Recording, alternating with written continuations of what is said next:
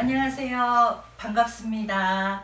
예, 신해라첩 감독 초청 보험 세미나 이번에 이제 두 번째 시간 홍희정 감독을 모시고 전찬일 선생님 발표로 진행을 하겠습니다. 전찬일 선생님은 요즘 또 본인도 유튜브를 하시지만 매불쇼에 출연하셔서 인기가 뭐 날로 상승을 하고 있습니다. 여기 또 관심 있으신 분들도 좀 오셨고요. 제가 이 전 화면 공유를 하면서 좀 진행하다가 이제 그 감독님과 전천일 평론가께서 서로 얘기를 주고받는 걸로 이제 하도록 하겠습니다. 소리도 없이는 진짜 홍희정 감독님 데뷔작인데요. 뭐 수상 내역이 화려합니다. 부산 영평 대상 각본상, 한국 영평 신인감독상, 영평 10선, 아시아 필름 어워즈 남우주연상, 최우수 신인감독상, 부일영화상의 남우주연상 신인감독상, 판타지아 영화제 슈발로아 경쟁 부분 최고작품상, 남우주연상, 그리고 백상예술대상에서 신인 감독님인데도 불구하고 감독상을 수상을 했습니다. 제가 이때 그 심사를 했었는데요. 이거 뭐 신인이라도 최고다 그러면서 신인 감독상이 몰랐는데 아니라 감사드립니다. 제가 뒤늦게 이렇게 은인들을 만나네요. 한 2년 정도. 그래요? 제가 꼭 주장한 건 아니고 이제 전부 그 일곱 여덟 명의 그 이 분들이 그렇게 다 합의를 한 것입니다. 거의 뭐 만장일치로. 예, 그리고 뭐 최우수 연기상, 뭐 청룡영화상, 남우주연상, 신인감독상. 야, 대단하지 않아요? 어떻게 데뷔작이 이렇게 화려할 수가 있나요? 예. 그래서 이제 저도 그 세계일보에 이거를 썼기 때문에 간단히 제 논지만 설명드리고 이제 전찬일 평론가님이 발표하시는 걸로 하겠습니다. 그래서 이제 그 당시에 인천 초등생 유괴살인 뭐 이런 것 때문에 학부모들이 이제 학교에 마중 나오고 또 아동을 대상으로 한다는 점에서 흉악범죄로 분류되고 뭐 여러 가지 영화에서 이제 자주 다뤄진 소재인데요. 여기 보면 이제 우리 박찬욱 감독이 이제 복수는 나의 것에서 거기도 이제 유괴 얘기가 나오는데 착한 유괴와 나쁜 유괴 뭐 이 얘기가 나옵니다. 그래서 역시 이제 홍정 감독님의 소리도 없이에서도 이런 얘기를 하시는 것이 아닌가 저는 그렇게 생각을 했습니다. 그리고 낮에는 소도시를 돌아다니면서 계란을 팔고 저녁에는 범죄 조직의 뒤처리인 시체 수습을 하면서 살아가는 유아인 배우가 연기하는 태인과 유재명 배우가 연기하는 창복이 정말 어떤 일이나 성실합니다. 네, 그리고 범죄 조직 하청일도 그들은 그냥 직업, 생업입니다. 네, 그냥 어느 날 우연히 유괴된 11살 아이를 억지로 떠맡게 돼가지고 졸지에 유괴범이 되는 거죠. 네, 그래서 태인이 사는 시골집에 유괴된 문승아 배우가 연기하는 초이 아주 뭐 연기를 잘하죠. 그리고 태인의 동생과 가족처럼 지내요. 예, 그래서 이 초이가 즐거운 표정을 짓자 오히려 어두운 표정을 지어라. 얘네들 너무 재밌게 지내면 안 된다. 그런데 가끔 초이는 집으로 가고 싶어 하고 그래서 이제 그 태인이 학교에 초등학교에 데려다 주는데 그 담임 선생님한테 귀옛말을 하는데 유괴범 잡으라 라고 선생님이 소리치게 되니까 유괴범이다가 얘기를 했겠죠. 그래서 이제 제가 생각하기에는 이거는 그 악의 평범성 한나 아렌트가 얘기한 정말 그 아돌프 하이만은 뭐 자기는 그냥 성실하게 정부에 시키는 대로 이렇게 했을 뿐이다. 그런 맥락에서 볼 때 태인이 한 짓, 자기도 모르는 사이에 저질렀다는 것이 과연 용서가 될까? 아니면 안 될까? 뭐 이런 것들을 질문하는 것이 아닌가. 저는 이제 이렇게 봤고요. 전찬일 선생 평론가의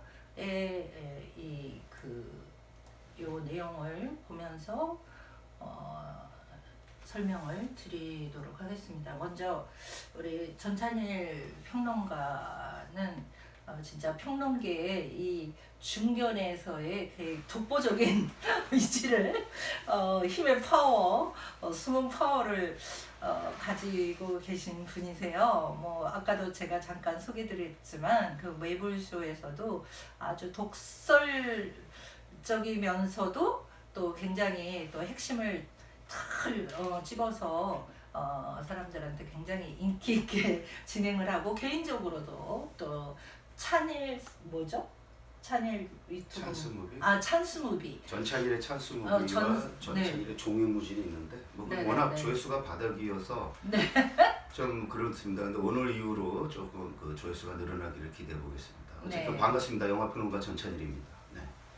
네, 진행하시죠. 네, 사실 그 제 이야기는 간단하게 하고 이제 우리 홍희정 감독을 이제 모시고 질문도 하고, 홍희정 감독의 육성을 통해서 그 직접 한번 뭔가 영화에 대한 이야기를 좀 뭐 한 3년 정도, 2년 몇 개월 돼서 뭐 조금 뭐 기억이 안 날 수도 있겠습니다만은 그 같이 짚어보도록 하겠습니다. 사실 저는 이 영화를 좀 과도하게 좋아하는 사람입니다. 아마 제가 볼 때는 전 세계에서 대한민국이 아닙니다. 전 세계에서 소리도 없이를 제일 좋아하는 사람이지 않나. 그래서 감독, 제작자, 투자자 뭐 다 할 거 없이 저보다 이 소리도 없이를 좋아하는 사람은 없습니다. 제가 알기로.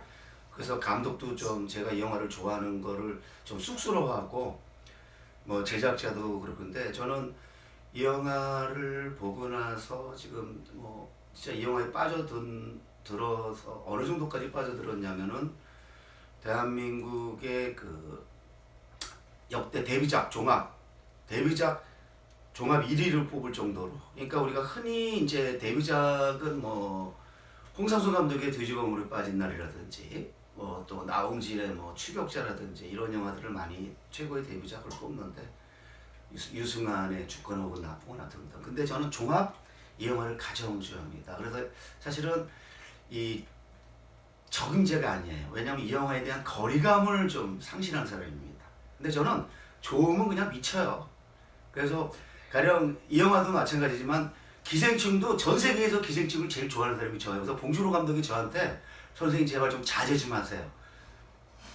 좀 제가 너무 그 영화를 좋아하니까. 근데 저는 정말 그렇게 좋아하기 때문에 좋아하지, 또 좋아하지 않으면, 아까 독설이라 그랬는데 독설은 잘 못 날리고요. 마음이 너무 따뜻한 사람이라. 근데 만약에 마음에 안 들면 아예 코멘트를 안 해버립니다. 그런 점에서는 제가 이 영화를 3년 가까이 이렇게 품고 살고 있는데, 소리도 없이를 넘어서는 그 데뷔작이 빨리 나오기를 기대하고 있는데 쉽지는 않을 것 같습니다. 그래서 지금 사실 홍희정 감독이 굉장히 저로 인해서 부담을 느끼는 걸로 알고 있습니다. 제가 워낙 이 영화를 좋아하니까 다음 영화 만들 때 전찬일 선생이 의식을 안 할 수가 없는 거야. 나중에 또 전선생한테 막 욕먹을까봐. 근데 그러지 마시고 하여튼 열심히 만들어서 또 그 두 번째 영화를 빨리 만날 수 있기를 바라고요. 제가 사실 이 영화를 그 아시아인에다가 리뷰를 하면서 몇 가지를 이제 짚었어요.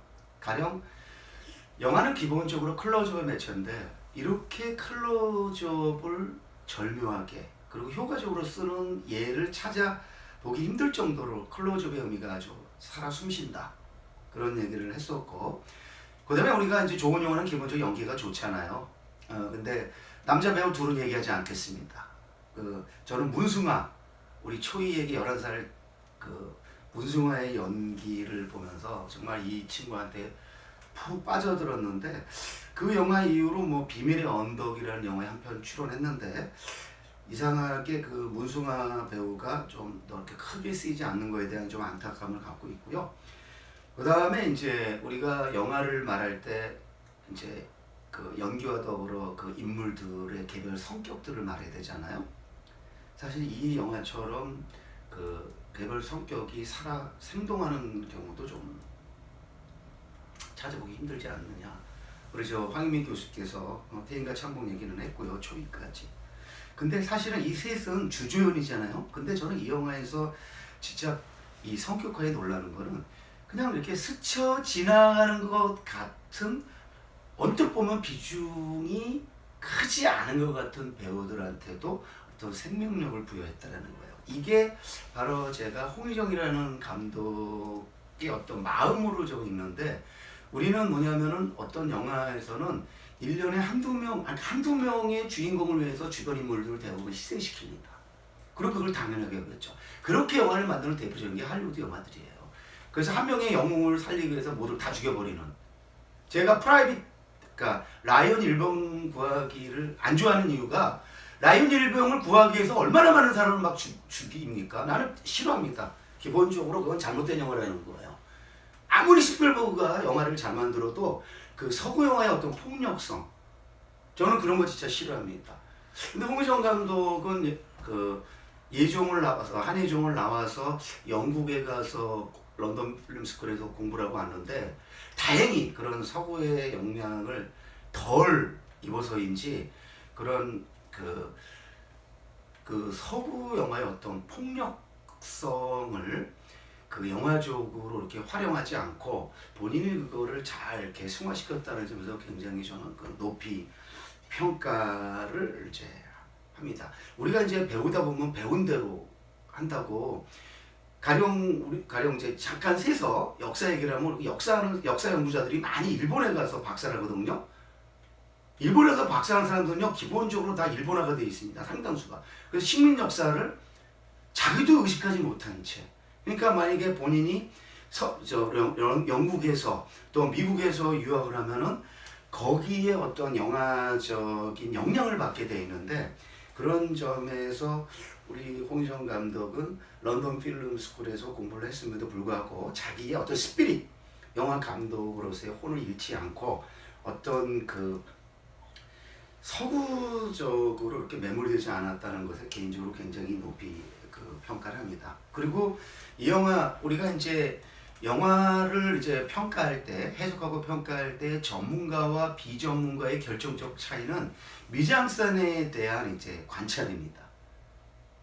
일반적으로 다가 그런 건 아닌데, 일반적으로 그 일반 관객들은 내러티브, 이야기를 쫓아가느라고 영화의 어떤 시각적 디자인, 우리가 흔히 미장센이라고 얘기하는 것들을 좀 세심히 보지 않고 넘어가는 경우들이 많은데, 사실 저는 이 미장센과 톤 앤 매너를 보면서 우리 홍의정 감독은 대한민국 최고 감독들의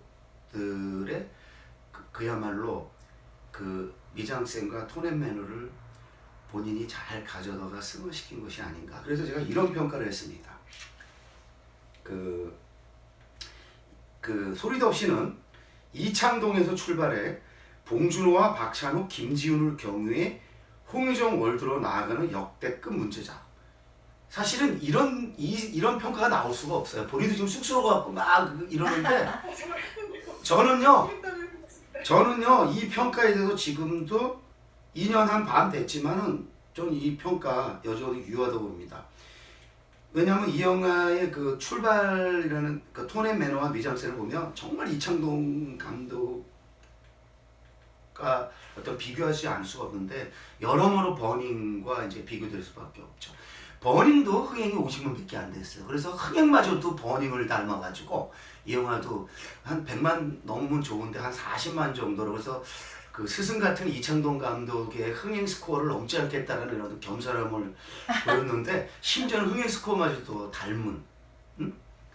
자, 버닝이 50만 됐다고 버닝이 50만짜리 영화입니까? 아닙니다. 버닝은 한국에서 만들어낸 역대급 영화입니다. 역대급 걸작인데, 저는 그런 점에서 우리 홍의정 감독의 소리도 없이도 비록 그 흥행 스코어, 극장 흥행 스코어 40만에 넘었지만, 뭐 그 이후에 많은 그 시네필들이 아마 OTT나 다른 데서 많이 봐서 지금 한 1000만 정도 봤을 거라고 저는 예상을 합니다. 그 이유에 대해서는 더 이상 얘기하지 않겠고요.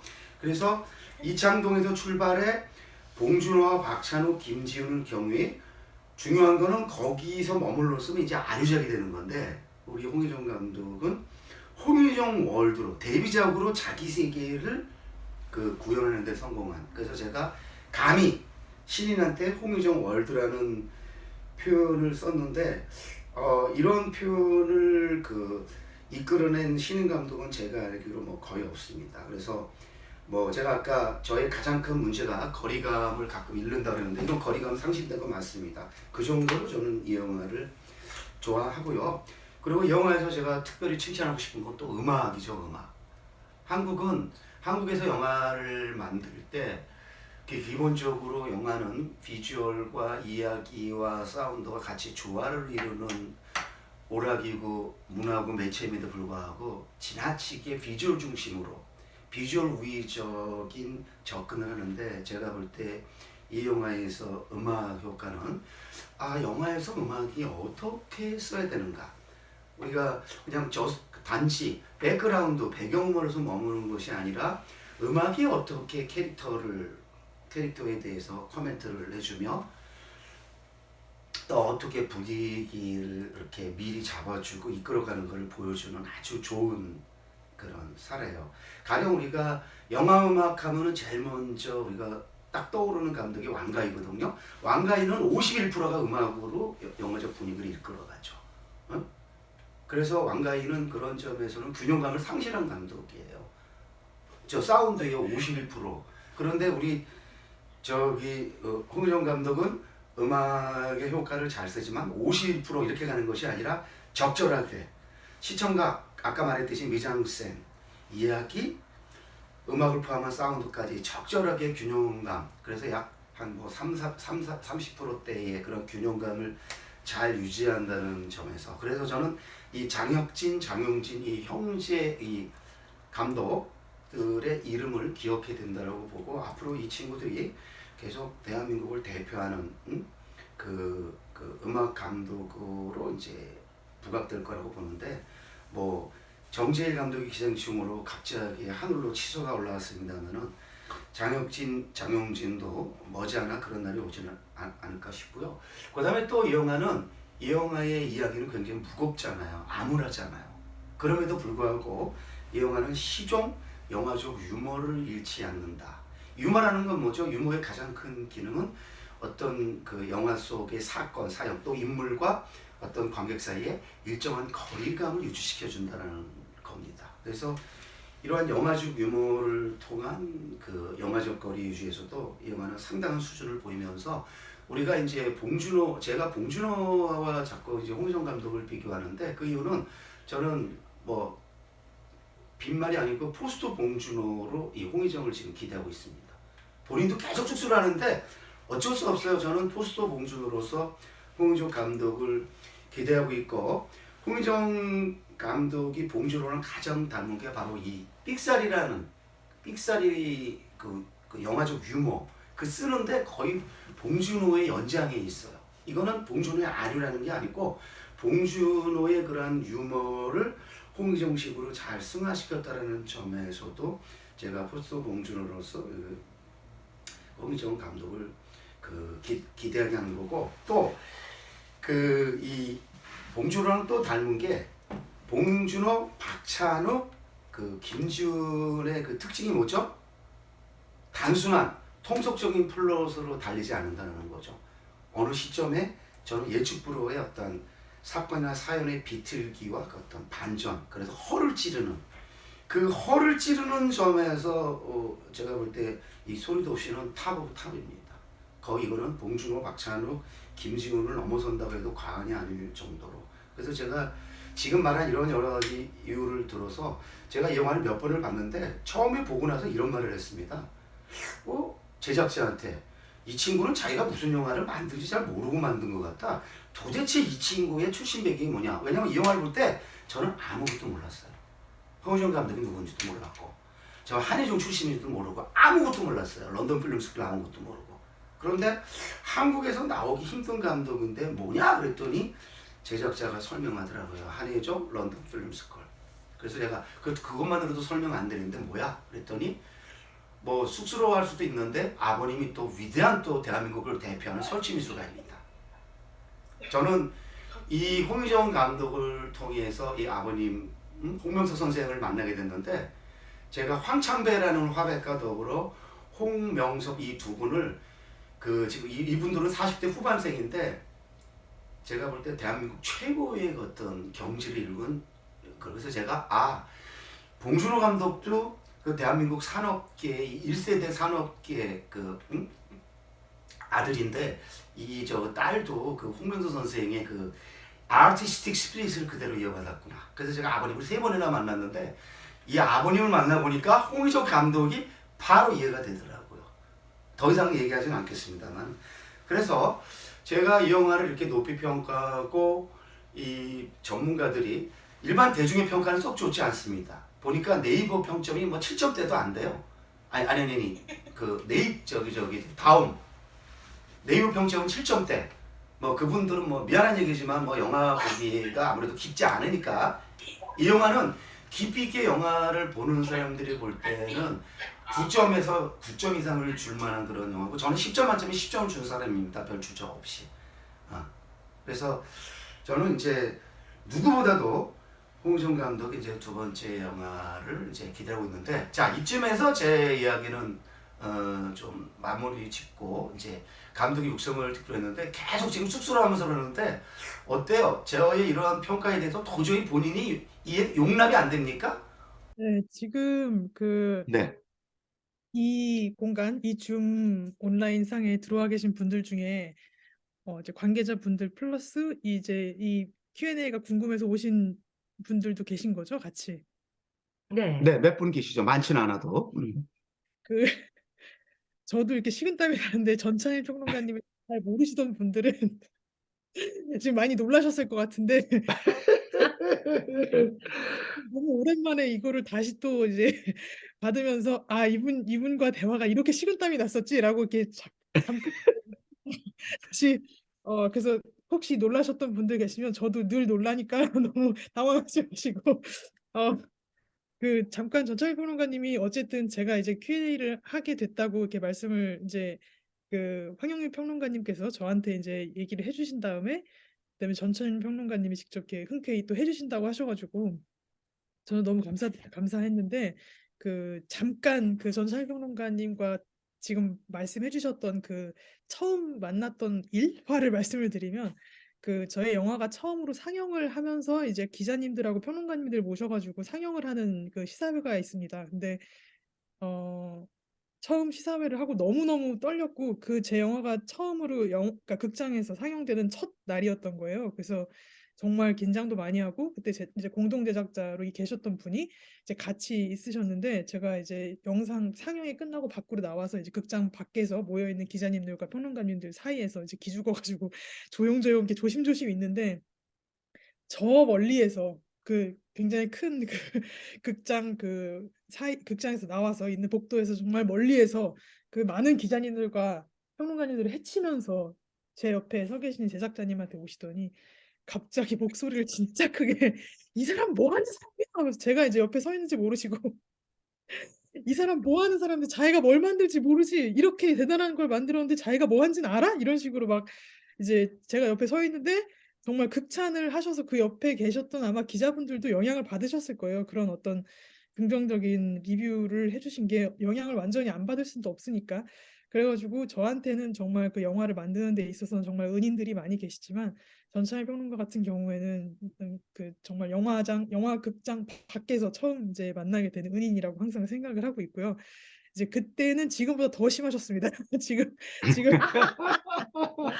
하신 것보다 더 식은땀 나는 설명을 해주셨기 때문에 일단 이제 그런 과거가 이제 저의 이제 처음 선생님을 뵙게 된 그런 상황을 잠깐 설명을 드려야 이게 지금만 이러신 게 아니라는 걸 말씀을 드려야 될 것 같아서 잠깐 설명을 드렸고요.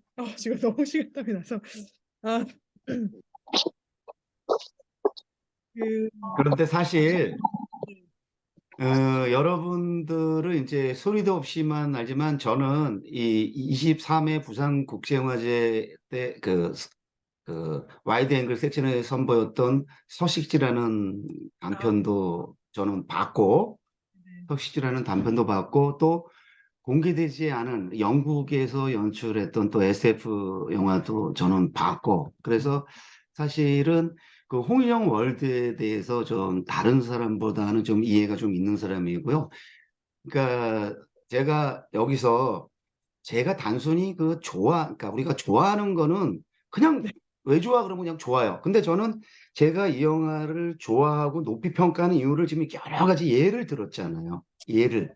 네. 이런 게 되게 중요한 아유, 거거든요. 구체적으로 음악이 그냥 마냥 좋다라는 것을 넘어서 음악이 음악에 대해서 얘기할 때도 구체적으로 제 원고에 있습니다만은 그 전면에 배치되든 또 배치되든 후면에 물러나 있던 그 대위법적 변주들이 드라마에 완벽히 스며든다. 이런 식의 음악을 쓸 수 있는 감독이 한국에서는 아까 말한 그런 감독 정도예요. 네? 실제로. 그리고 우리가 아는 영화 음악의 대부분은 배경음악입니다. 그래서 백그라운드 뮤직이라고 하는 거예요. 할리우드 영화들은 영화 시작부터 끝까지 늘 백그라운드로서 그 관객들이 비어 있음을 참지 못하기 때문에 늘 그 백그라운드 음악으로 이렇게 기능을 하는데 진짜 좋은 음악이라는 거는 그게 아니고 필요할 때 등장하는 거거든요. 좋은 편집은 뭐예요? 필요한 순간에 다소 이르든 약간 늦어지든 필요한 순간에 그 장면 전환이 일어나야 되는 것처럼. 그래서 음악이라는 게 적절한데 배치되어 있는데 저는 그런 점에서 이 영화의 음악은 김지훈의 장흥륜이라든지 박찬욱의 올드바이 그리고 그 이창동의 버닝 그리고 봉준호의 기생충. 그러니까 그 사람들 이름을 제가 동원하지 않을 수가 없는 거예요.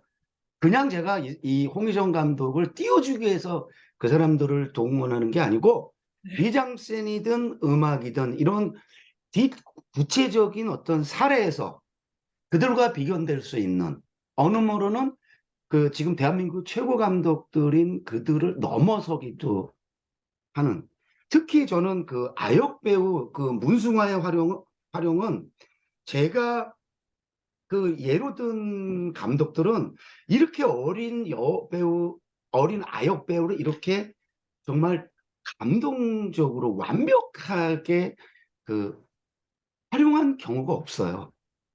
그런 점에서 봤을 때 이 특히 이 문승아는 소녀잖아요. 근데 이 문승아 초이는 소녀면서도 굉장히 소녀를 넘어선 성인의 어떤 그래서 이 친구의 표정을 한번 보세요. 그리고 마지막에 이 영화는요 놀랍게도 원래 이렇게 납치가 되면은 원래 가족들이 그 자식을 찾아 나서야 돼요. 대부분의 영화들은 그 부모가 어떻게 그 자식을 찾는가를 추적하게 돼 있습니다. 근데 이 영화요 전혀 그런 거에 관심을 갖지 않아요. 그러니까 엉뚱한 거예요. 그래서 이 영화가 흥행에 실패한 거예요.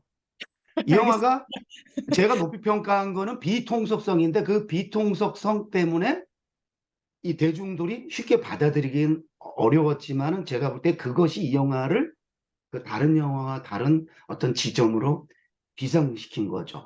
아니 유괴를 다룬 영화에서 이렇게 유괴라는 사건 자체가 희찬 말로 아무런 이슈가 되지 않을 수가 있는가요? 저는 이걸 보면서 그 제가 왕가비 더 좋아하는 광금붕의 지하정이라든지 그 다음에 현대 영화의 분수령이었던 미켈란젤로 안토니오니의 라벤투라 정사 같은 영화. 정서 보면은 거기서 그 여자가 한 명이 사라지는데 그 여자가 사라진 거는 아무도 그 영화는 관심 없고 그 찾는 사람들이 그 다른 짓 하는 것만 보여줘요. 그런 점에서 저는 홍희정 감독이 의식을 했던 안 했던 저는 미켈란젤로 안토니오니의 라벤투라나 방금봉의 지하정 제가 개인적으로 가장 좋아하는 이 두 영화들의 모르던 알았던 그 영향을 받았고 그 연장선상에 있다고 보는 거예요. 그래서 이 영화는 단순히 한국 영화 역사에서만이 아니라 세계 영화 역사에서도 그러한 어떤 뚜렷한 족적을 남긴 그런데 그 족적이 충분히 인정받지 못한 왜 그러느냐 이거 인정을 하려면 또 이 영화의 그런 숨은 미덕들을 또 찾아내서 읽어야 되는데 제가 볼 때 좀 제가 제 특기가 대놓고 잘난 척하기인데 저 정도로 이 영화를 읽어낸 사람이 거의 없는 게 아닌가. 옆에 계신 황영미 교수하고 뭐 몇 명 정도밖에 없는 게 아닌가 이런 생각을 해요. 그래서 이 영화는 그런 점에서 버닝처럼 계속해서 재평가와 재발견을 계속 기다리는 영화다. 그런 점에서 이 영화는 미래 영화입니다. 현재에 그냥 머물고 잊혀지는 영화가 아니라 시간이 가면서 이 영화의 가치가 점점 드러나면서 그 가치가 더 높아질 영화이지 않을까 이런 생각을 해보는 거죠. 자, 이게 너무 사실은 무겁게 갔는데 이쯤에서 이제 좀 가벼운 얘기를 좀 해보죠. 지금 뭐 코로나 와중에 3년 열심히 지낸 걸로 알고 있는데 뭐 궁금해할 거예요. 여기 들어오신 분들 정도라면은 소리도 없이에 대해서 관심을 갖고 있는 분들이니까 홍정 감독이 어떤 영화를 준비하고 있고 언제쯤 볼 수 있을까? 물론 그 언제쯤 볼 수 있을까는 홍정 감독이 결정할 수 없어요. 지금 뭐 한국 영화 위기 국면에 그 지금 처하고 있고 투자도 뭐 그렇고 가령 과거에 투자 약속을 받았다 할지라도 그들이 돈을 댈 수가 없어요. 지금 뭐 한국 영화 극장 영화가 지금 다 죽어가고 있는 중이고 이 상태로 가면 지금 뭐 대한민국의 영화 산업에 정말 최선두에 있는 윤재균 말처럼 내년쯤에는 한국 영화 극장에서 못 만날 수도 있다라고 얘기를 했는데 저는 그렇게 암울하게 보지는 않습니다만은 지금 어쨌든 위기 국면인 거는 사실이니까 그런 근황 얘기를 한번 감독의 입을 통해서 한번 들어보면서 본인이 생각할 때 지금 이 위기 국면에서 본인이 생각할 때 어떻게 이 위기국면을 타개하기 위해서 어떤 노력을 기울이고 있는가 이런 얘기도 한번 직접 육성을 통해서 들어보도록 하겠습니다. 저도 뭐 지금 말씀해주신 부분에서는 답을 뭐 찾고 있는 중이어서요. 뭐 이렇게 그거에 대한 시원한 답은 없을 것 같고 그냥 제 근황을 먼저 말씀을 드리면 죄송해요. 아직도 약간 식은땀이 나가지고 좀 정리를 그 제가 어쨌든 소리도 없이를 쓰고 나서 관심이 있었던 주제 지금 어쨌든 쓰고 있는 것도 연장선에 있는 이야기인데 약간의 환타지가 섞인 이제 제 기준 제 기준 약간의 오컬트의 어떤 가면을 쓴 성장 영화라고 생각을 하거든요. 근데 어떻게 됐든 주제는 굉장히 비슷한 부분이 있는 것 같아요. 그러니까 제가 원래 소리덥시를 쓰면서 관심이 있었던 그 내가 나도 모르게 저지르고 있을 수 있는 그 잘못, 그 죄라는 거에 대한 그 인식 때문에 그거를 조금 극단적인 상황으로 만들어서 사실 제가 태인이었고 제가 초이였고 다 이제 제가 창복이기도 한 상태로 쓴 거거든요. 그거를. 그러니까 저도 분명히 뻔뻔하게 내가 하고 있는 일이 분명히 어떤 누군가한테 피해를 주지 않을 거라고 막연하게 그냥 생각하고 살고 있을 텐데 분명히 내가 이거 하면은 이렇게 문제가 가는 게 아닐까라고 구체적으로 파고들고 뭐 따지고 들어가면은 분명히 제가 만들고 있는 초래하고 있는 피해들이 있을 텐데 그거를 너무나 평안하게 무시하고 사는 것 같다는 생각을 좀 오랫동안 하고 있었어서 그거에 대한 이야기를 하고 싶다고 생각을 했었고 또 피해자를 약자로 그리는 거 그러니까 당연히 피해를 받은 어떤 인물이라고는 봐야 되지만 피해자는 약자는 아니거든요. 제 기준에서. 그냥 어떤 사건이 터지는 바람에 피해를 받을 때 그 안에 있었던 사람일 뿐이지 이 사람의 어떤 인격이라던가 그 사람의 어떤 그 캐릭터 자체가 그 피해를 받았다는 것 때문에 약한 존재라는 어떤 인상을 가지게 되는 것이 굉장히 좀 뭐랄까 위험하게 항상 보여졌어요. 그 어떤 기사가 나온다거나 뭐 여태까지 많은 사건들을 대할 때 뭐 예를 들면 지금 영화 제가 쓰고 있는 것도 피해자다움이라는 그 단어가 나온 것 때문에 너무 놀래가지고 2020년이었죠 그때가 그 단어가 좀 화제가 됐던 적이 있었어요. 피해자다움이라는 거를 증명해야지만 피해자가 되느냐부터 사람들이 기대하는 피해자의 모습 피해자도 사실은 웃고 떠들고 배고프면 밥 먹을 수 있고 물다가도 모기가 물리면 모기 물린데 약 바르고 그럴 수 있거든요. 근데 이제 피해자라는 어떤 그 전체적인 이미지 그거에 맞지 않으면 그거를 강요를 한다던가 그게 안 맞으면 저 사람은 피해자가 아니고 혹시 그러니까 예를 들면 피해를 끌어내기 위한 어떤 사기적인 어떤 행동을 한 것이 아니냐 뭐 이런 2차 피해까지 일어나고 이런 그 여러 가지 이제 사례를 보면서 이 피해자다움이라는 이미지를 좀 깨고 싶다는 생각도 많이 하고 있었어요. 그러니까 이제 그거 여러 가지를 합치다 보니까 초이도 피해를 당한 아이죠. 납치를 당한 아이긴 한데 이제 그 아이가 약하냐라고 하면 제가 볼 때는 저한테는 초이가 영웅이었거든요. 그 안에서 제일 센 캐릭터였죠. 같은 의미로 지금 쓰고 있는 것도 어떤 피해자라는 인식을 더 이제 씌워서 볼 수 있는 주인공이 나오는데 사실 약자는 아니거든요. 굉장히 좀 어, 그런 이미지를 하여튼 깨고 싶어가지고 그런 것에 연장을 해서 지금 쓰고 있는 상황이라고 생각이 돼요. 그렇다고 뭐 완전히 똑같은 얘기거나 뭐 세팅이 비슷하고 그런 건 아니고 판타지 영화니까 어쨌든 기본적으로는 세팅은 많이 다르고 그러나 하려고 한 이야기는 이제 범죄에 몸을 담고 있거나 혹은 어떤 잘못을 저질렀을 때 자기가 인식하지 못하거나 인정하고 싶지 않다거나 하는 모습에 대한 거를 좀 다시 한번 얘기해보고 싶은 부분이 있어서 그런 거를 가지고 있는 캐릭터들도 다시 한번 나오고 또 아까 말씀드렸던 피해자성을 탈피시키고 싶은 제 마음에서 만들어진 캐릭터가 있고 그래서 그런 캐릭터들이 만나서 이제 쿵짝쿵짝 모험을 떨어서 어떤 사건을 해결하면서 그 목표를 이뤄나가는 그러면서 성장을 이루는 이야기를 쓰고 있습니다. 시나리오는 다 썼고요. 이제 기사에도 나가가지고 뭐 그렇긴 한데 지금 잠깐 멈춰 있는 상태입니다. 그래서 이제 다시 이제 뭐 캐스팅도 찾아보고 있고 음, 준비를 하고 있습니다. 근데 전찬일 평론가님 말씀하신 대로 제 주변에서 영화를 계약을 해놓고도 이제 엎어지는다고 해야 될까요? 그 영화가 계약을 했음에도 불구하고 이제 못하게 되는 경우를 굉장히 지금 자주 보고 있거든요.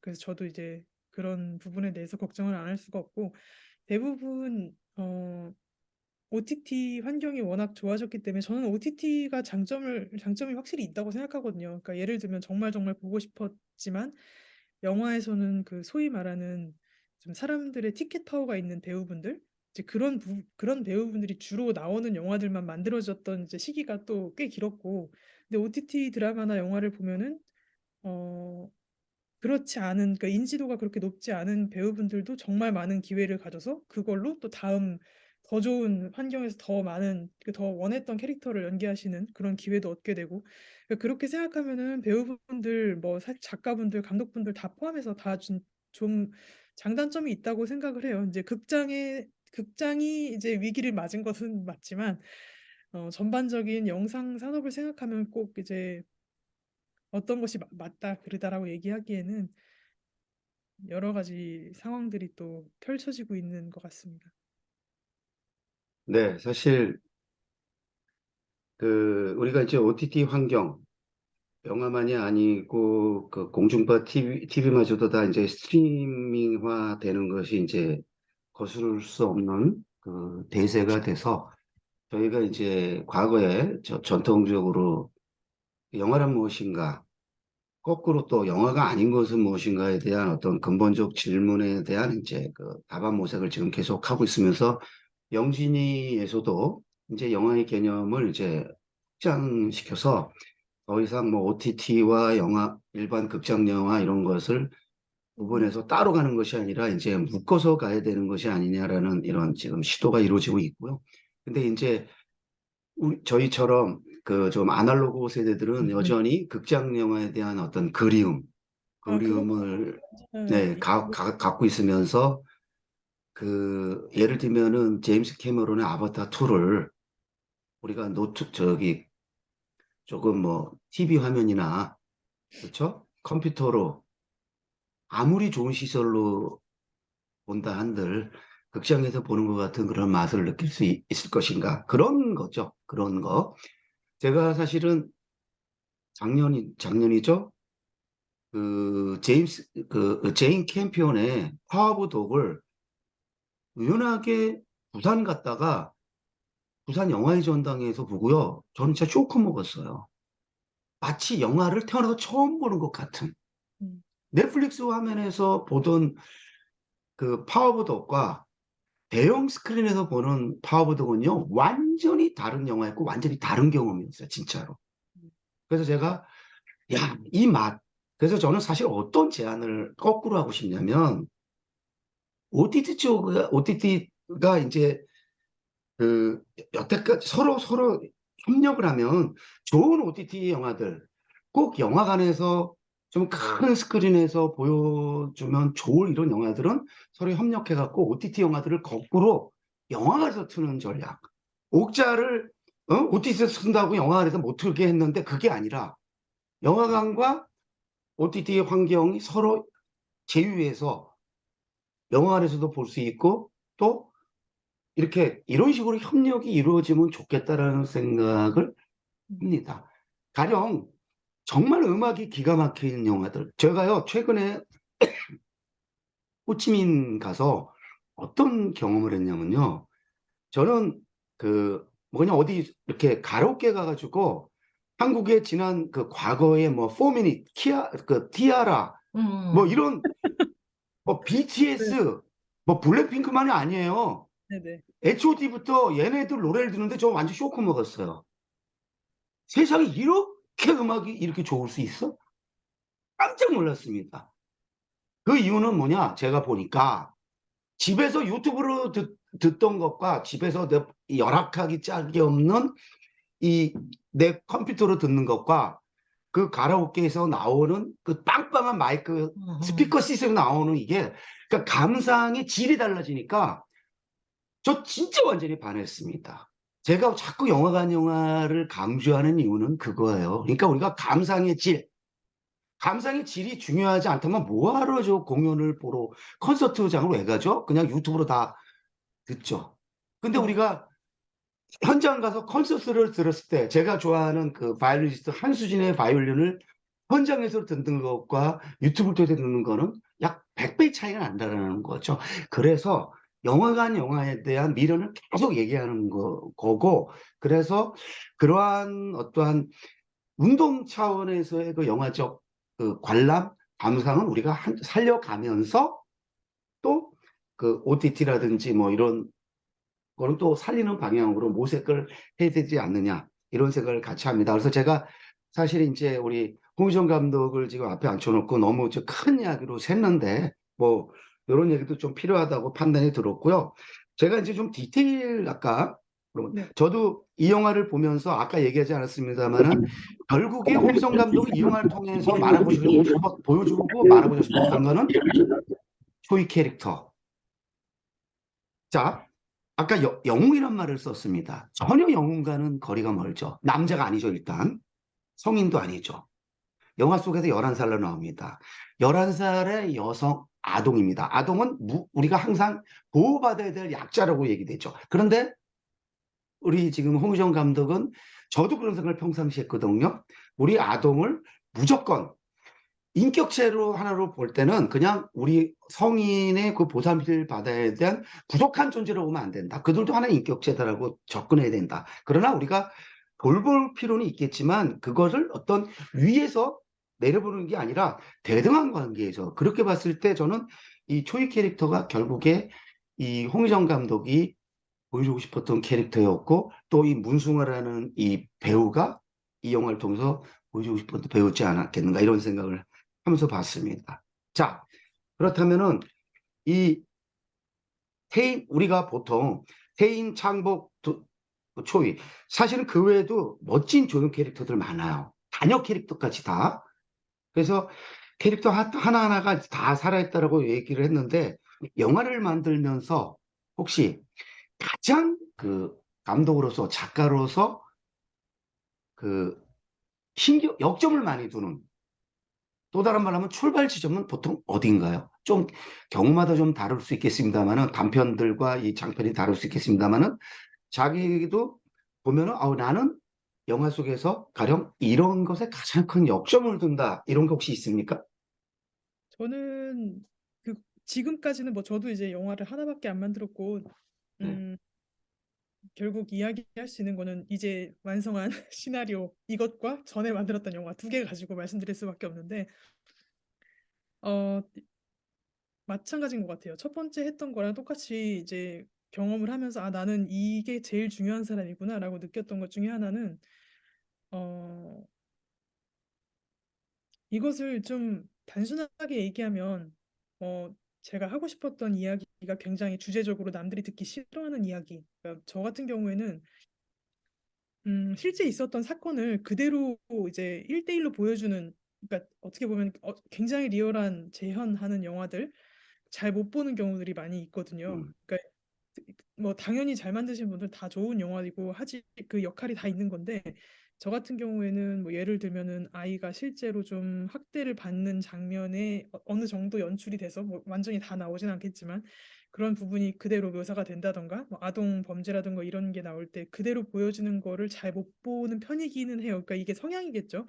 그래서 그 얘기를 하고 싶은데 내가 볼 수 있는 그러니까 불편하지 않으면서 이 영화를 보면서 주제는 정확하게 가져갈 수 있는 어떤 세팅을 새로 어떻게 만들까 이제 그게 가장 저한테는 큰 과제인 것 같아요. 그러니까 음, 지금 쓴 것도 청소년이 보호받지 못하는 것, 뭐 아동이 보호받지 못하는 것 그런 부분들을 가져다가 좀 쓰고 있는데 그거를 이야기를 현실 세계에서 하면 너무 트라우마, 그러니까 실제로 그걸 겪은 분들도 트라우마를 겪으실 테고 제 영화를 보면서 그리고 만들면서 저도 쉽지 않을 것 같고 그리고 제가 영화를 만든 후에 제가 계속 볼 수 있고 재미있어 제 스스로 재미있어 할 수 있는 걸 만들고 싶은데 끔찍한 이야기를 한다고 해서 끔찍하게 그대로 이제 가져가는 것은 저한테 일단 성향상 맞지 않는 것 같아서 어떻게 하면 이거를 약간의 환상성?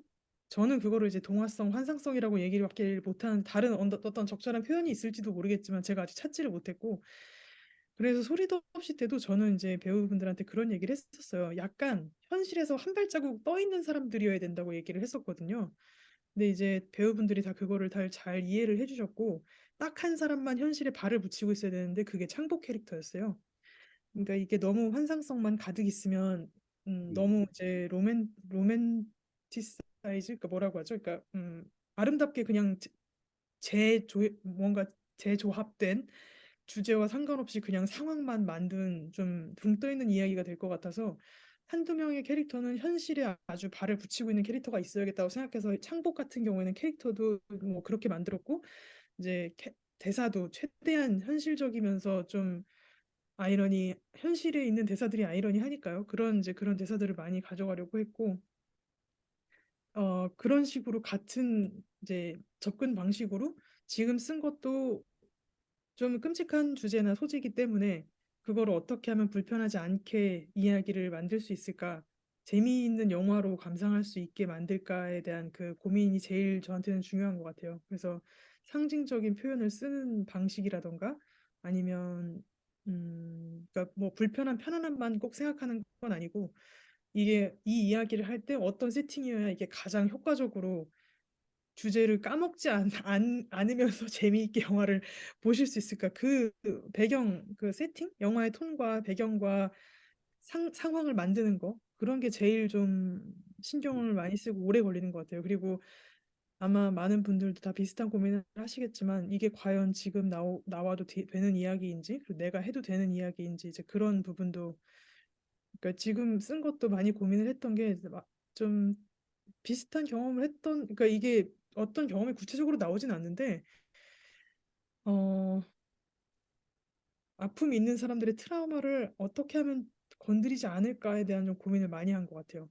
그러니까 어떻게 하면 좀 제너럴하게 이거를 상징적으로 잘 쓰면서 이거를 당신 이야기라고 정확하게 이제 꼬집어서 이야기하지 않을 수 있을까 그런 부분에서 좀 고민을 많이 한 것 같고 그 다음에 이제 그런 중요한 부분들이 이제 형성이 되고 나면 캐릭터가 이제 정해지고 캐릭터가 뭐 나이나 성별 이런 것이 정해지고 주제에 따라서 그렇게 해서 이제 최대한 트라우마를 피하기 위해 막 통계도 찾아보고 무슨 사고가 사람들이 가장 많이 겪었는지 뭐 소수가 겪은 사고면 예를 들어 그 사고를 당한 특정 피해자에 대한 어떤 음, 너무 그 사람들을 향한 이야기가 될 것 같아서 또 그것도 피하기 위해서 뭔가 통계를 보고 뭐 어떻게 하면 좀 제너럴하면서 모두 이게 많은 사람들한테 좀 어, 영, 영, 너무 불쾌한 영향이 아닌 재미를 주면서 얘기를 만들 수 있을까를 좀 연구를 많이 한 것 같아요.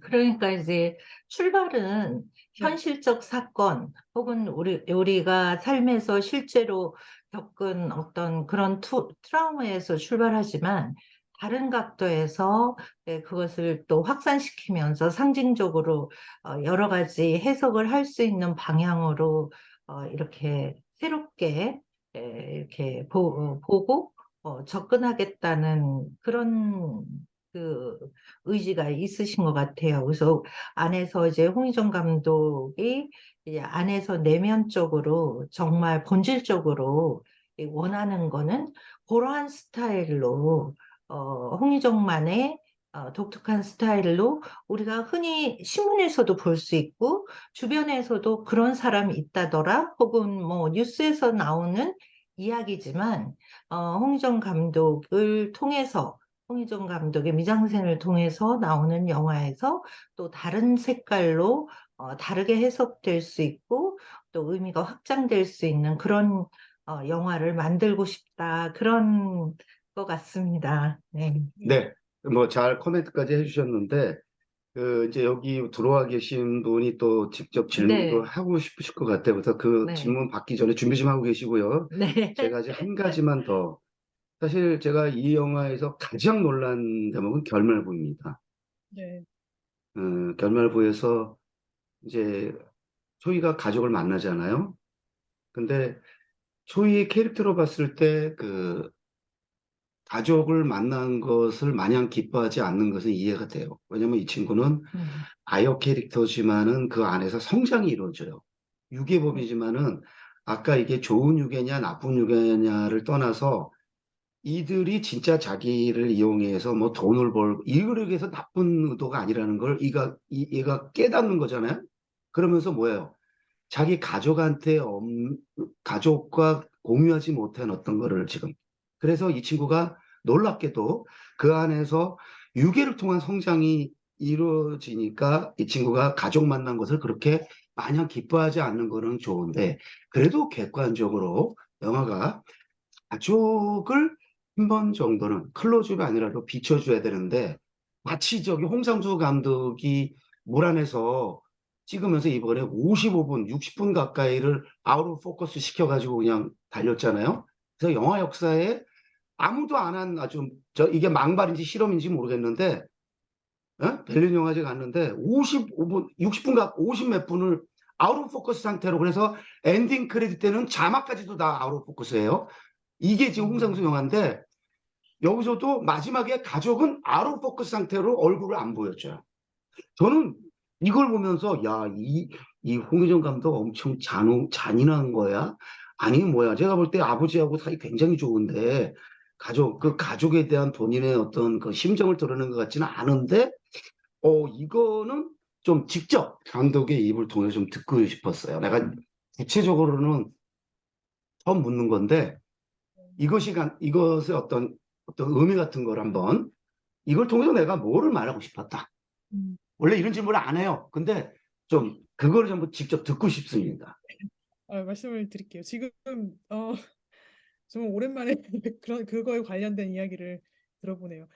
그 엔딩 때 사실은 좀 불안함을, 그러니까 이제 어쨌든 투자를 하셨던 분들 네. 입장에서는 그쪽의 드라마도 나와야 할 텐데 하는 걱정이 있으셨던 건 사실이거든요. 근데 저는 아까 말씀드렸던 것처럼 상징을 어떻게 이제 모든 캐릭터가 이제 어떤 사건이 있다면 그 사건 안에서 이 캐릭터는 이것을 의미하고 저 캐릭터는 이 문장을 의미하고 이런 식으로 좀 역할을 나눠서 좀 이야기를 시작하는 편이거든요. 이렇게 캐릭터의 힘을 가지고 이야기를 꾸려나가시는 그런 정말 재밌는 이야기꾼 그런 분들도 많지만 저는 음, 하고 싶은 이야기가 먼저 그러니까 나오는 음, 편이고 그거에 맞는 이제 어떤 단어나 문장 혹은 어떤 사건들을 대표할 수 있는 캐릭터를 만들어서 좀 심는 느낌으로 작업을 좀 하는 편인 것 같아요. 그래서 같은 의미로 이게 소녀 초이라는 캐릭터가 가진 가장 큰 우주, 그 사회죠. 가장 큰 사회가 가족이었을 텐데, 아까 말씀드렸던 것처럼 초이한테 저는 이제 초이가 피해자지만 사실은 약자가 아닌 캐릭터를 만들고 싶었고, 음, 어, 사회 안에서 사람들이 얘를 피해자로 만들면서 동시에 강하게 만드는 그런 환경들, 그거를 가족이라고 봐서 그 가족은 지금 사실 제가 만약에 초이라면 제 주변 환경을 감싸고 있는 지금 사회, 뭐 한국 사회가 될 수도 있고, 좁게는 뭐 제가 다녔던 학교였을 수도 있고, 그런 상징 체계를 가지고 그냥 표현을 한 거지 가족이라는 의미보다 저한테는 소희를 이렇게 만든 어떤 환경 이게 가장 컸거든요. 근데 그 환경은 사실은 구체적으로 들어가서 아빠는 뭘 상징하고 뭘 하고 이렇게 얘기를 해봤자 예를 들어 지금도 뭐 남녀 차별이니 아니면은 뭐 그 계급에 대한 이야기라든지 아니면 뭐 군대에서도 있는 많은 사건들 뭐 정말 뭐 성별 나이 따질 거 없이 정말 정말 미묘하게 벌어지는 수많은 사건들이 있잖아요. 그거를 범죄라고 얘기하기도 애매한 그런 불합리한 것들의 어떤 굉장히 나름대로 시스템을 만들어서 이제 이루어지고 있는데 그거를 구체적으로 들여다보고 이 사람은 뭘 했고 저 사람은 뭘 했고 얘기해봤자 안 보이는 부분이거든요. 이제 소희의 입장에서는 그 사람들의 문제를 보려고 해도 안 보이는 문제, 그러니까 자기를 둘러싼 환경일 뿐이지 그 사회를 제가 구체적으로 묘사할 필요는 없다고 생각을 했어요. 그러니까 저한테는 그 초이라는 캐릭터를 탄생하게 만든 불합리하면 불합리한 그런 환경을 상징하는 게 가족이라고 생각해서 근데 뭐 환경을 이렇게 보여준다고 해서 그 환경이 잘못됐다는 거를 저희가 지금 시대적으로 정의할 수도 없잖아요. 100년 전에 잘못됐던 게 지금 뭐 괜찮은 것도 있고 그때 잘못됐던 게 아니 그때 괜찮았던 게 지금 잘못인 것도 있고 하니까 그거를 조명하는 것은 저한테는 좀 의미가 없다고 생각을 했습니다. 이제 소희가 느끼기에 그런 환경이었다는 것만 뉘앙스만 주면 된다고 생각을 했어요. 네. 예, 그러니까 어떻게 보면은 그 초이를 에워싸고 있는 다양한 그 환경 중에 하나로서의 그 가족. 그러다 보니까 구체적으로 굳이 그 가족의 면면을, 얼굴을 다 보통은 이제 잡아서 한 번 정도는 보여주고 끝날 텐데 그럴 필요를 느끼지 않았다. 환경으로서의 가족. 네, 좋습니다. 자, 이제 뭐 여러분이 한번 질문을 질문이 받아볼까요? 있었나요?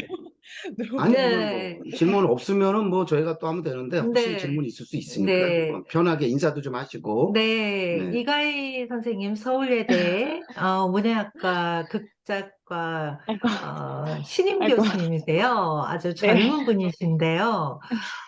아주 예, 오늘 또 시간을 내서 참석해 주셨습니다. 네. 아, 네, 안녕하세요. 저는 지금 극작과의 교수로 있고요. 또 동시에 드라마 제작사인 아크미디어에 소속되어서 작가로도 지금 또 열심히 생활을 하고 있습니다. 그, 사실 제가 질문을 딱 준비했던 것은 아닌데, 우리 황영미 평론가님께서 제 마이크 음소거를 음소거를 강제로 해제를 방금 시키셔서, 네, 어쩔 수 네, 없이 네, 하지만 제가 정말 근데, 오랫동안 팬이기도 했고 해서 오늘은 꼭 와야겠다는 마음으로 지금 누추한 몰골이지만 이렇게 좀 앉아 있는데요.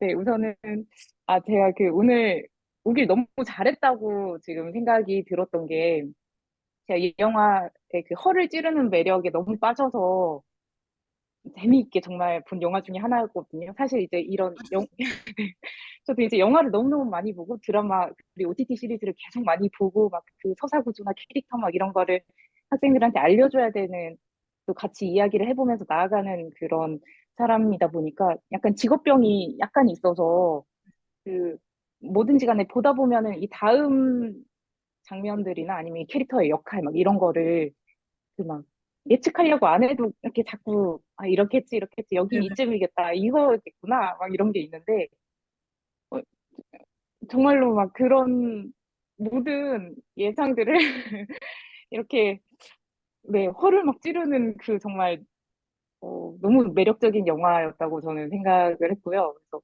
저도 아까 우리 전찬일 평론가님의 그런 장점 나열에 너무 이렇게 공감을 하면서 초록머리 화면 뒤에서 이렇게 계속 끄덕이면서 들었고 또 무엇보다도 또 감독님께서 또 그런 주제의식이라든가 어,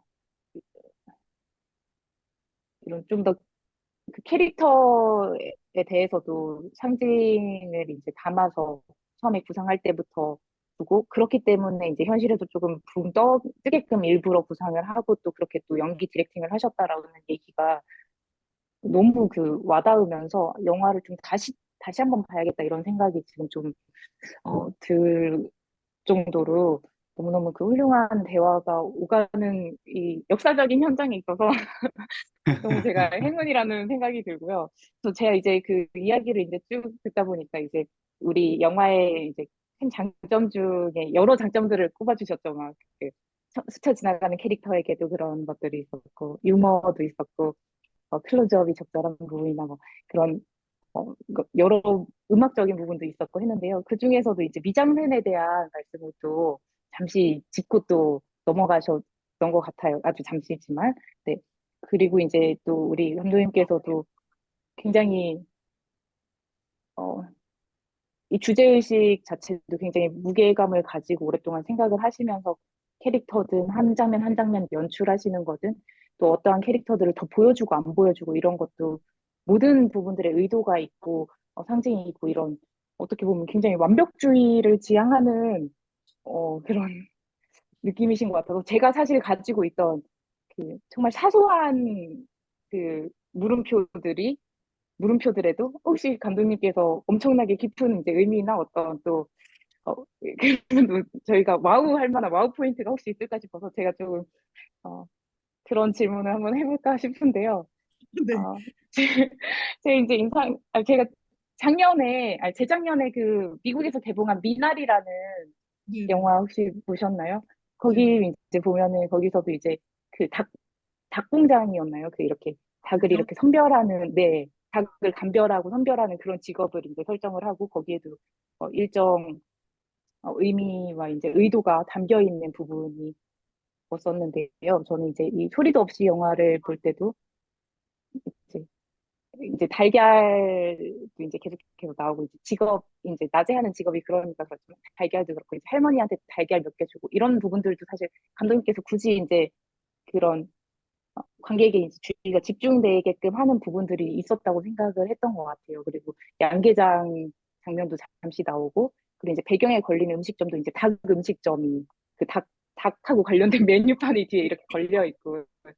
그래서, 혹시 그러한 이제 달걀이나 이렇게 양계장이나 닭 음식 메뉴 뭐 이런 쪽으로 그렇게 혹시 이렇게 설정을 하셨던 애초에 그 어떤 발상의 계기가 되셨던 부분이나 의도가 있으신지가 궁금했고요. 또 역시 이어서 비슷한 동물과 관련된 질문인데, 네. 첫 번째 질문은 방금 닭하고 관련된 거였고요. 두 번째 질문은 저도 그 초이 캐릭터가 너무 인상적이었어요. 그리고 우리 감독님께서도 피해자지만 약자가 아닌 어떻게 보면 가장 영웅적인 캐릭터다라고 하실 정도였는데, 이 초이 캐릭터가 처음 등장하던 장면도 토끼 가면이었고, 이후에 이제 다른 캐릭터들이 초이를 언급할 때에도 초이라는 이름보다는 토끼 가면을 쓴 그 아이라고 토끼로서 이제 이야기되는 경우들이 있었습니다. 그래서 피해자지만 약자가 아닌 그런 영웅 캐릭터라는 상징을 또 생각하다 보니까 이제 토끼하고 관련된 여러 그 기존 이제 신화나 설화들이 또 생각이 나기도 하면서 혹시 거기에도 감독님의 어떤 이제 의도 또는 초기 발상이 있으셨는지 궁금합니다. 제가 말이 좀 이렇게 당황하면 엄청 길어지고 장황해지는데 저 혹시 잘 알아들었습니다. 네. 그렇습니까? 네, 그러면 저 음소거를 하겠습니다. 어, 그 닭이랑 병아리 관련해서 그 병아리는 저희가 잘 안 나왔죠. 닭에 대해서 쓰게 된 거는 두 가지 이유였던 것 같아요. 첫 번째는 일단 자기가 정할 수 없는 환경에서 먹이로 키워지는 어떤 대상이잖아요. 어떤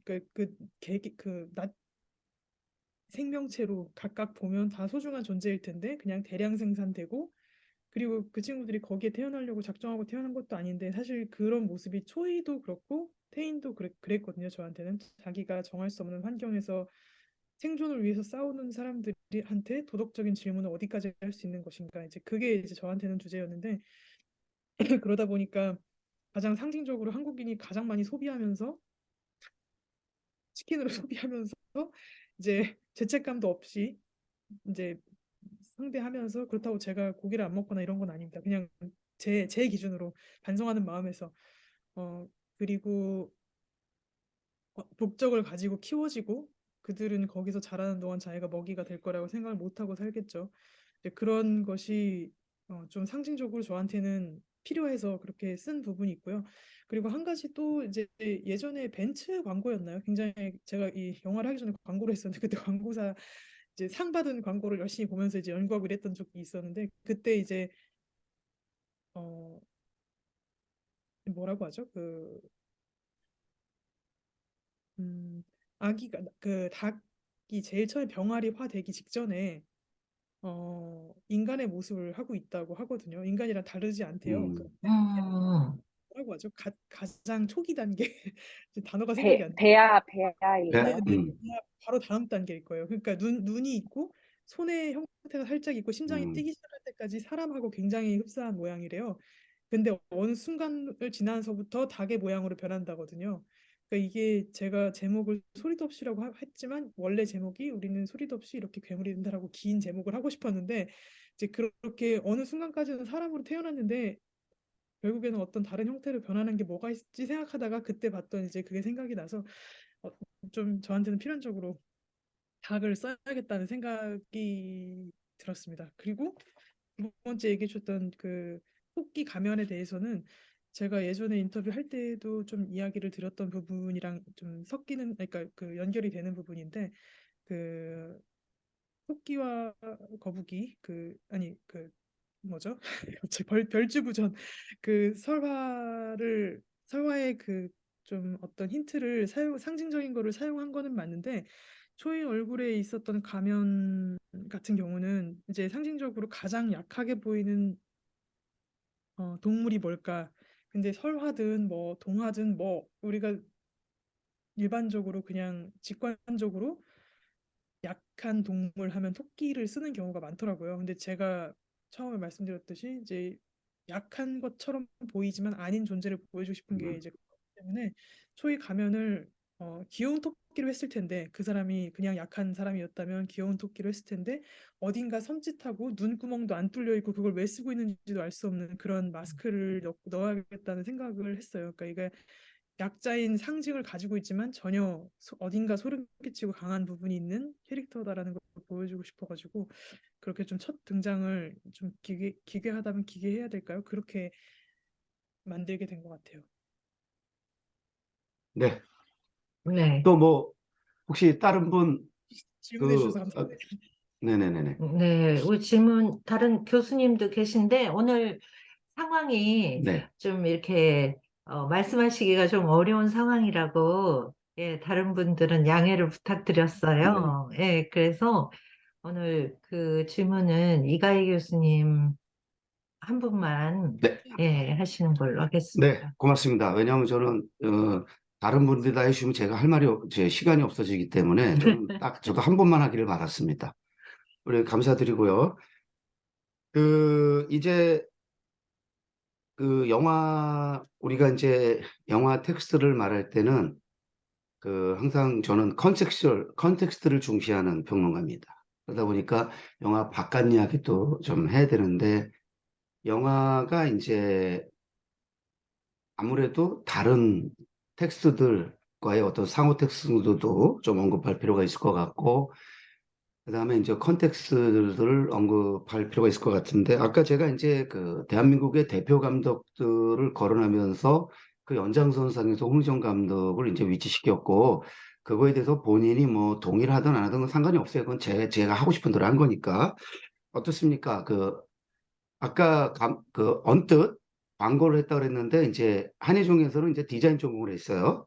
그러니까 영화가 아니고 디자인 전공을 하고 광고 일을 하다가 뜻한 바 있어서 런던 필름 스쿨을 가서 영화를 전공하고 돌아와서 이제 감독을 했는데 사실 그러면 처음에 디자인을 전공한 거는 영화과를 가고 싶은데 한예종 영화과가 워낙 세서 디자인부 이렇게 해서 간 겁니까? 아니면은 원래 디자인을 하고 광고를 하고 계속 가려고 그랬는데 하다 보니까 뭐 영화 쪽에 관심이 커져서 그 런던 필름 스쿨로 유학 가면서 영화를 하게 된 겁니까? 그런 조금 홍유정 감독이라는 감독의 탄생의 어떤 그 과정을 좀 듣고 싶나요? 그 과정에 대해서.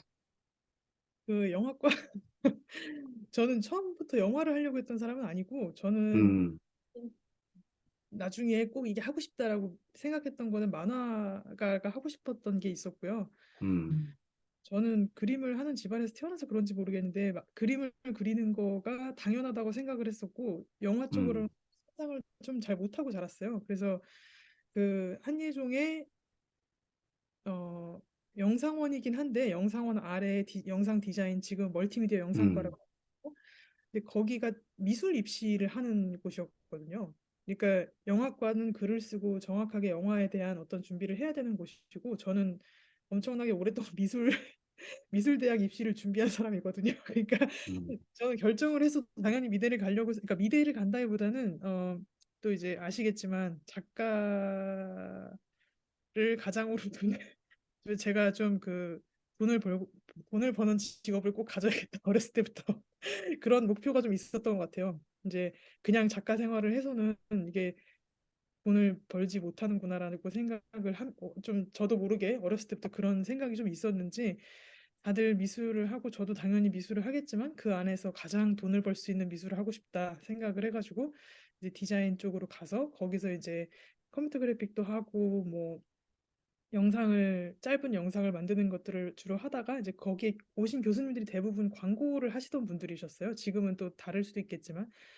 그래서 당연히 이제 그쪽으로 가면 또 이제 어떤 뭐 직업적으로 어떤 효과가 있을까.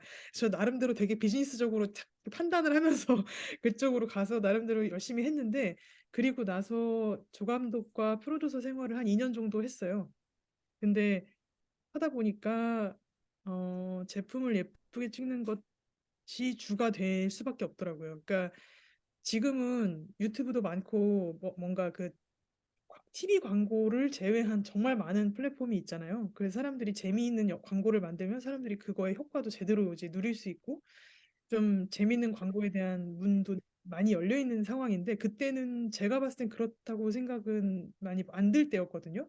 그러니까 어떤 아이디어를 내놔도 사실은 결과적으로는 그 제품을 잘 찍는 거에 대한 어떤 미덕 그게 이제 가장 중요한 곳인 거를 이제 약 2년간 깨닫고 난 다음에 그냥 제가 너무 재미를 많이 못 느낀 것 같아요. 그러니까 그거를 잘하시고 굉장히 섬세하고 집착이 있고 그 완벽주의자인 성격을 가지신 분들은 그거에 굉장히 잘 맞고 굉장히 잘 해나가시는데 저는 일단 그거에 재미를 못 느끼는 성격이더라고요. 그래가지고 고민을 하다가 저는 이제 스토리보드를 짜라고 이제 광고주 관련해서 어떤 제품이 오면은 맨날 스토리 만들고 있고 이래서 그냥 결국에 아, 나 스토리를 그냥 만들어야 되는 사람인가 보다. 어차피 만화 하고 싶어 했는데 조금 더 노력해서 영화를 해보면 어떨까라는 생각을 해서 이제 영화를 이제 저희 이제 언니도 영화 쪽에 관심이 많았고 그래서 지금도 같이 글을 쓰고 있거든요. 그러니까 그런 쪽으로 해서 이제 유학을 가야겠다고 생각을 하고 유학을 했는데 그때도 심지어 돈을 벌어야겠다는 생각을 집착을 버리지 못해서 촬영 감독으로 이제 연출자로 졸업을 하면서 동시에 촬영 감독으로 졸업을 했거든요. 그러니까 두 가지를 다 해서 이제 졸업장에는 필름메이커라고 돼 있는데 영화인 뭐 이런 식으로 이제 졸업장은 돼 있는데 사실 자기가 하고 싶은 분야를 조금 더 졸업 작품으로 많이 하면 그쪽으로 사람들이 이제 기억하면서 촬영에 이제 많이 불려다니고 이렇게 하게 되는데 그래서 저는 영국에서 있는 동안 한 5년간은 굉장히 촬영을 바쁘게 살았어요. 나름대로 이제 그러니까 장편의 촬영 감독을 하진 못하고 뭐 다큐멘터리라던가 아니면 단편 영화라던가 중편 정도 되는 이야기 혹은 장편 영화의 삐캠 뭐 이런 식으로 카메라 오퍼레이터로도 작업을 많이 하고 카메라 감독으로도 이제 작업을 많이 하고 조명 감독으로도 이제 작업을 많이 해서 한 적어도 한 5년 정도는 그렇게 4, 5년 정도는 작업을 한 것 같아요. 근데 이제 결과적으로는 글을 쓰고 싶었으니까 이제 그 촬영 일을 하는 그 환경을 만들어 놓고 그 사이에 이제 틈틈이 일이 매일 있지는 않더라고요. 그래서 프리랜서로 일하면서 남는 시간에 진짜 열심히 써가지고 그래서 음 영화제 좀 소식이 오게 돼가지고 그게 이제 소리도 없이 시나리오였거든요. 그래서 한국까지 이제 오게 됐는데 그 촬영을 하면서 이제 어쨌든 현장 경험을 많이 했다 보니까 그러니까 영화 안에서 다른 역할을 좀 하고 오는 것도 영화 만드는데 되게 도움이 많이 될 것 같아요. 그러니까 음, 지금 현장에서 제가 만나는 분들, 뭐 예를 들면 제가 소리도 없이 때 스크립터 분이라던가 조연출 분들, 그 영국에서 일할 때는 조연출 분들은 그냥 조연출이 그 직업이고 그 감독이 되기 위한 발판의 어떤 그 스텝으로 사용하지 않고 그냥 조감독이 직업인 분들이 나이도 이제 저보다 훨씬 많고, 그리고 어떻게 보면 프로듀서 다음에 이제 권력자가 조감독이고 그 다음에 감독이 있고 이런 경우도 되게 많았어요. 그러니까 조감독이 PD랑 연결이 더 이제 잘 돼 있어서 시간을 맞추지 못하는 감독이면 잘리고 이제 이런, 그래서 제가 촬영 감독을 하는 동안에도 감독이 막 교체되는 것도 많이 보고 그랬거든요. 그러니까 어 근데 한국에 와서는 다 어쨌든 어떤 일을 하더라도 분명히 연출자나 작가를 꿈꾸는 사람들이 대부분일 것 같아가지고 항상 그런 눈으로 보려고 좀 노력을 많이 하긴 했거든요. 그분들도 참 신인인 저를 데리고 작업하느라 고생을 하셨겠지만 그래서 그분들이거나 아니면 제가 주변에 있는 분들도 뭐 자기가 뭐 경제적인 문제 때문에 조감독을 좀 몇 년 해야 되는데 너무 이제 안타까워하거나 뭐 연출을 하고 싶은데 미술 쪽에서 일을 알바를 하시거나 이런 분들이 좀 많이 계시거든요. 근데 저는 당연히 현장 경험이니까 당연히 그것은 뭐 언젠가는 도움이 될 거라고 생각해가지고 다 좋다고 생각이 좀 들더라고요. 그래서 저는 그 혜택을 많이 본 것 같아요. 다른 좀 딴짓을 현장 경험을 딴 걸로 많이 하고 온 점에서 어떤 그 현장의 정치적인 거라던가 그 뭐 누군가와의 기싸움이라던가 이런 거를 이제 조수할 때부터 열심히 관찰을 하고, 그래서 제가 한국에 왔을 때 조연출 경험이 많이 거의 없기 때문에 좀 걱정을 많이 하셨거든요. 물론 이제 제가 많은 점에서 부족했겠지만 어 어쨌든 여러 가지 사연을 겪고 왔기 때문에 또 그것만의 특징이 또 있었겠죠. 그냥 이제 제가 이제 너무 촬영에 집착하는 사람이었을까 봐 저는 이제 걱정이 좀 되는 게 있어요. 이제 촬영 감독님한테 보통 촬영 감독님이 카메라를 감독이 잡는 걸 안 좋아하거든요. 대부분의, 적어도 제가 조수를 할 때는 영국이었어도 이제 감독들이 와서 카메라를 이렇게 좀 화면을 바꿔본다던가 프레임을 바꿔 이러면 이제 거기서 이제 기싸움이 일어나고 막 화를 막 싸우고 막 이렇게 되는 경우도 꽤 많이 경험을 했는데, 제가 정말 운이 좋았던 게 저희 촬영 감독님은 그냥 아무거나 다 해도 괜찮아요. 그냥 어, 그렇게 좀 열어주셔가지고 제가 좀 구체적으로 막 이상한 것도 좀 부탁드려보고 이렇게 하고 이렇게 하고 저렇게 해도 될까요? 뭐 이렇게 많이 귀찮게 했거든요. 조명도 그렇고 조명도 나름대로 되게 오래 하고 잘한다고 생각했던 부분이 있어서 그런지 화면 막 볼 때마다 막 누군가 그 촬영 감독님, 조명 감독님 붙잡고 되게 좀 많이 괴롭혔던 기억이 있는 것 같아요. 그래서 저는 그런 스타일의 어, 작업을 한 것 같습니다. 소리도 없이 떼는데 이제 그때 많이 배웠으니까 두 번째 하게 된다면 좀 더 진정하고 남을 더 존중하면서 할 수 있으면 좋겠네요. 그때 제가 어땠는지는 뭐 제가 마음이 다급했으니까 어땠는지 정확하게 모르겠고. 네, 사실 그 촬영 감독들의 그 고집 내지는 우리가 이제 써서는 안 되는 용어지만 일본식 표현하면 이제 곤저 이런 건 아주 악명 높기로 한데 아주 좋은 촬영 감독을 만났네. 누구죠? 저기 박정훈 촬영 감독님이 박, 그 정훈 박봉훈? 박정훈 마녀 아, 찍으시고 박정훈. 아, 그 마녀 박정훈. 엄청나게 잘 아, 원래도 잘 나가셨지만 지금도 엄청나게 음, 바쁘시고, 그리고 네, 제가 그분이랑 작업하면서 놀랬던 게 진짜 진짜 옛날부터 음, 조수의 생활을 하셨더라고요. 그러니까 정말 많은 감독님들과 정말 많은 촬영 감독님들과 그 많은 이야기를 듣고 했던 그분도 경험이 엄청나게 많으셔서 어떤 이제 그런 좀 신인 감독의 또 패기, 뭔가 막 이것저것 해보고 싶은 그 마음을 받아주는 분이셨어요. 그러니까 경험이 워낙 많으니까 여유가 있으니까 기싸움을 할 필요도 없고 그냥 이제 음, 편하게 필요한 거 다 이제 최대한 해주시고, 뭐 정말 뭐 어떤 환경상 뭐 상황상 안 되는 부분이 있으면은 저한테 이제 다른 좋은 제안을 해주시고, 그리고 엄청 빠르게 작업하시고, 그러니까 이제 저는 그렇게 좀 운이 좋았던 감독이었던 것 같습니다. 첫 번째 영화에. 네, 사실 부산 영화제 때 같이 만나서 네네. 저기에서 술도 한잔 했습니다마는 그런 점에서 우리 홍정 감독은 굉장히 행운의 아, 그런 열린 촬영 감독을 만나서 그렇게 배울 수 있었다는 것은 좋은 기회였던 것 같고 그 외에 또 많은 좋은 분들과 작업을 보니까 했어요. 뭐 우리가 그 뭐 일일이 얘기할 수 없습니다만은 그래서 이제 하다 보니까 이제 뭐 끝날 시간이 다 됐습니다. 사실은 보면은 그렇게 어려서부터 영화를 하고 싶어 하지는 않았기 때문에 뭐 특별히 이제 시네필의 삶은 어려서부터 살아온 건 아닌데 그래도 마지막으로 자기 인생에서 나한테 어떤 모델이 된 아니면은 내가 가장 닮고 싶은 아니면 가장 좋아하는 이런 얘기도 저기 듣기 좋아하거든요. 그런 감독이 국내에 있다면 네, 뭐 이렇게 한두 명 몇 명 얘기하고 마무리. 응? 진지에 모는 걸 좋아하시는군요. 아, 평론가님. 뭐 궁지 뭐 그 우리가 살다 보면 뭐 누구한테 영향을 받지 않을 수 없잖아요. 저는 작년 11월 30일 날 본 그 박크신 감독의 탄생을 보고 나서 김대건 신부가 제 인생의 사표가 됐습니다. 저는 그날 이후로 그 영화 이후로 그 영화를 5번 보면서 저는 김대건 신부를 25살에 죽은 김대건 신부를 따로 생각하면서 삽니다. 마찬가지로 또 우리 홍희정 감독이 영화라면서 꼭 영화인이 아니더라도 내가 이렇게 그 모델처럼 생각하는 이런 감독이 분명히 있을 수 있을 거예요. 그런 사람 얘기를 한번 들어보고 어 그리고 네네네. 이거는 뭐 그냥 질문 아니죠? 네. 네네네. 그거 주시면서 이제 9시 우리 시간이 다 됐기 때문에 마치도록 하겠습니다. 원래 제 스타일은 한 시간이 넘어서서 한 3시간 하고 이런 사람인데 얘는 9시에 또 맞춰야 되기 때문에 이 마지막 질문 답변 들으면서 마무리 짓도록 하겠습니다. 그리고 마지막 멘트는 우리 인사는 우리 저 황미 교수께서 해주시겠습니다. 음, 이래도 돼요. 아무도 없습니다. 나는 그냥 홍의정입니다. 이래도 돼요. 설마 그렇지는 않겠지만.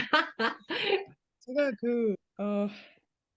아니, 어떻게 보면 좀 너무 뻔할까 봐 좀 그런데 저는 이제 영화라는 매체의 힘을 가장 크게 세게 느꼈던 이제 저한테 음. 인생의 두 사람이 있는데요. 어, 근데 이제 그분들의 영화를 목표로 만든다 이런 느낌이라기보다 어서 알아요. 네, 영화라는 거에 대한 힘을 알게 해주고 그것을 제 머리 뒤통수에 언제나 담고 있게 하다가 아 나는 결국에 그게 하고 싶었구나라는 거를 깨닫는 데까지 이제 연결이 되게 해준 그 두 분이 이제 한 명은 그 안드레이 타르코프스키입니다. 제가 중학교 때 희생을 봤어요. 그때 이제 네. 대전 출신인데 그때는 영화관이 그렇게 뭐 이런 영화를 해주는 데가 없어서 서울까지 아빠 손을 잡고 가서 그 영화를 이제 언니랑 같이 보면서 그 충격에 휩싸였던 기억이 있거든요. 사실 그때 아마 제가 들어가면 안 되는 나이였던 걸로 아는데 그때 극장 그런 거를 별로 신경을 안 썼는지 제가 음. 하여튼 굉장히 어릴 때였는데 중학교 1학년인가 이랬는데 그 희생을 보고 하여튼 그때 받은 충격이 지금까지도 있는 것 같아요. 영화의 그래. 미장센이라든가 영화가 해낼 수 있고 상대 그 관객한테 줄 수 있는 어떤 영향력에 대한 힘. 그 두 번째는 성룡입니다. 성룡. 그러니까 왜 이게 웃어? 성룡. 두 분이 너무 다르잖아요. 두 네, 캐릭터가 너무 다를 수 있지 뭐. 그 뭔가 주말마다 아니면 이제 추석마다 기다려졌던 그 성룡 네. 주연의 감독의 뭐 여러 감독이라고 하긴 좀 어려울 수도 있겠지만 어쨌든 많은 영화의 거의 뭐 연 그것은 이제 재미있는 액션 자체가 영화 자체인 부분이 많으니까요. 뭐 관련이 있는 많은 무술 감독님들도 다 관심이 있지만 어쨌든 그 성룡이라는 캐릭터가 어, 전 인류에게 끼친 어떤 영향에 대한 그 뭐랄까 인정하지 않을 수 없는 어떤 파워 그런 거가 있는 것 같아요. 저도 어렸을 때 너무나 늘 기다렸고 그리고 이제 성룡 때문에 뭐 이연걸도 알게 됐지만 그 어렸을 때부터 항상 챙겨보던 그런 영화들이 지금까지도 지금 사실 보면은 그 은근히 취권이라던가 이제 그런 영화 보면 할리우드 영화 방식의 그 기승전결하는 거를 그대로 굉장히 잘 쓴 영화들이 많거든요. 그리고 심지어 재밌고 뭔가 그 캐릭터들도 뭐 재밌고 취권 3도 너무너무 재밌게 최근에 다시 봤거든요. 너무 오랜만에. 그러다 보니까 참 이렇게 재미도 있으면서 어 그러니까 제가 하고 싶어 하는 얘기들은 대부분 좀 어두운 얘기이기 때문에 이렇게 재밌고 사람들이 찾아볼 수 있으면서도 이런 주제를 담고 있는 영화를 만드는 법이 없을까 이제 그걸 계속 고민하다 보니까 이제 그런 영화를 많이 보게 되는 것 같아요, 요즘에. 네. 이 질문 제가 정말 잘했다고 느끼는 게 제가 사실 이거 처음 질문한 거고 그렇게 여러 번 만났어도 그런데 안드레이 따르콥스키와 성령을 이렇게 이질적인 정말 극단의 이질적인 두 사람을 말할 거라고는 전혀 예상하지 못했어요. 근데 제가 처음에 이 홍의정 감독 영화 보고 자기가 무슨 영화를 만들지 모른다라고 말한 게 바로 이거예요. 그러니까 이 영화를 보면 정말 어떤 그런 아주 이질적인 것들이 기가 막히게 결합이 되면서 데뷔작인데도 그 홍의정 월드를 가능하게 했던. 왜냐하면 안드레이 타르코프스키는 우리 영화 역사에서 가장 그야말로 미장센과 상징과 이런 걸로 그렇죠? 네. 그래서 타르코프스키는 수많은 사람을 좌절시키고 그렇죠? 영향도 뭐 근데 반면에 또 성령을 이렇게 끌어들이는 걸 보면서 극과 극이 통한다는 걸 이렇게 또 멋지게 제가 볼 때 계속 기대가 됩니다. 성령과 네, 타르코프스키 그래요. 멋집니다. 자, 네. 고맙습니다. 아, 하여튼 고맙고요. 함께 해주셔서 고맙고 이제 황미 교수한테 마지막 마이크 넘기겠습니다. 아, 네. 여기, 오늘 승용여대 신인성 교수님께서 아주 꼭 말씀을 하고 싶다고 했는데, 오늘 뭐 여러 가지 사정 때문에, 여기 채팅창에 남겨주셨어요. 네. 그래서 제가 이제 대독을 하겠습니다. 홍희정 감독님의 다음 작품이 기대가 됩니다. 전찬일 평론가님의 텍스트 안팎으로 깊이 있는 말씀도 고맙습니다. 의미 있는 자리 마련해 주신 황영미 선생님 노고에 감사드립니다. 제 상황이 여의치 않아 화면을 끄고 참여했지만 정말 좋은 시간이었습니다. 감사합니다. 라고 말씀을 해주셨습니다. 저도 정말 기대 이상으로, 물론, 뭐, 홍희정 감독님 한번, 전찬일 선생님하고 한번 같이 만나면서 굉장히 독특한 매력이 있다. 그러면서 부드러우면서 강인한 그 양면성을 가지고 있다. 이렇게 느꼈거든요. 근데, 정말 오늘도, 정말 기대 이상으로, 여러 가지 좋은 말씀 많이 해주시고요. 제일 기억에 남는 말씀이, 마지막 멘트였습니다. 타르코프스키와 성령. 정말, 제가 어디 가서 그 네, 말씀을 드리기가 참 애매하거든요. 그 뭔가 오해가 네, 되게 좀 쉬운 어떤 두 어떤 좀 네.